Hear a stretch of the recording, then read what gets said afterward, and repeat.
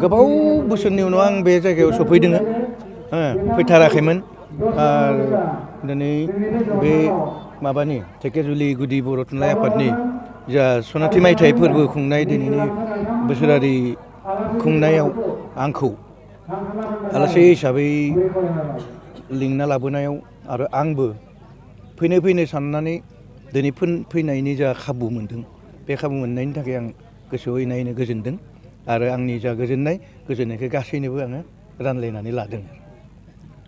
सार बे सनाथि मायथाइयावहा मा बुंनो नागिरो? सनाथि मायथाइ माने 50 बोसोरा एसेल' सम नङा।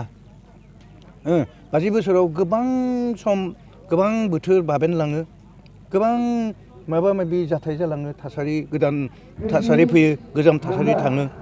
बेखायनो दिनैनि बे सनाथि मायथाइयावबो बिथांमोननि बे ओनसोलनि जा थांनाय थैनाय गांनाय उखैनाय राव हारिमु थुनलाइ बेफोरनि जे जौगानायनि जिखिनि खामानिया बे 50 बोसोराव इनायनो दावगादों होननानै आं सानदों आरो। आथिखालाव गोबां फरायसालिफोराव भेरिफाइ सोलिगासिनो दं एबा नायबिजिरनाय सोलिगासिनो दं, बेयो दा मा थासारियाव दं आरो बेसेबां आवगायनानै दं?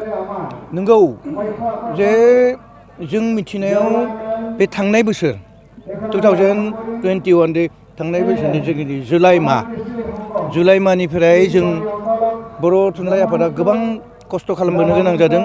बर' राव, बर' थुनलाइ, बर' बिजों बेखौ देफामनायनि थाखाय गोबां खस्थ' खालामबोनो गोनां जादों। मानो होनबा थांनाय जुलाइ दानाव सरकारा जा आसाम एडुकेसन आयेन फोसावदों, बे आसाम एडुकेसन आयेना जोंनि बर' राव थुनलाइनि बर' बिजोंनि बेफोरनि जिखिनि गोबां जेंना होदों होननानै आं सानदों आरो बे जेंना सोमजिदोंबो। आरो जुदि आसाम एडुकेसन एक्टआ जुदि इमप्लिमेन्ट जानो गोनां जायोब्ला जोंनि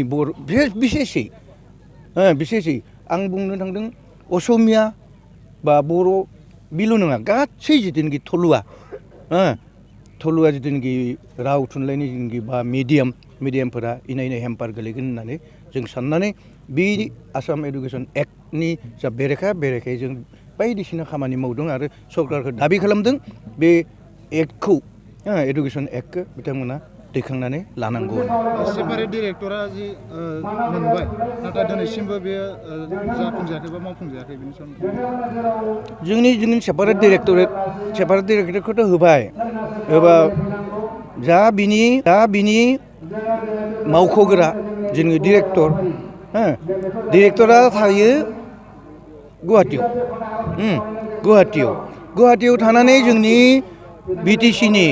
बिटिआरनि जा डिरेक्टरखौ सामलायनाया एसे मोजां बाथ्रा नङा।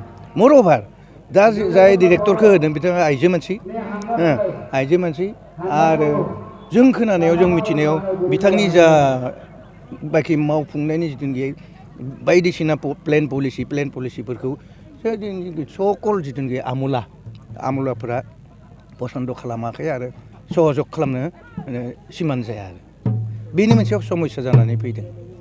सार बै बावैसो सिगां बिनिखायनो गाज्रि खामानि जादों। जों गासैनिबो जिखिनि राव थुनलाइ बेफोरखौ सनमान खालामलायनांगौ। जुदि बेहाय असमियानिल' साइनबर्ड दङ, बैहाय बर'निल' साइनबर्ड दङ, बेखौ बोख्लायलायालासिनो मोजां एमिएबल जिथुनाखि कमन आन्डारस्टेन्डिंनि गेजेरजों जुदि सावरायलायनानै रायलायबा बेनि जेंनाखौ फोस्रांजानो हागोन होननानै आं सानो आरो।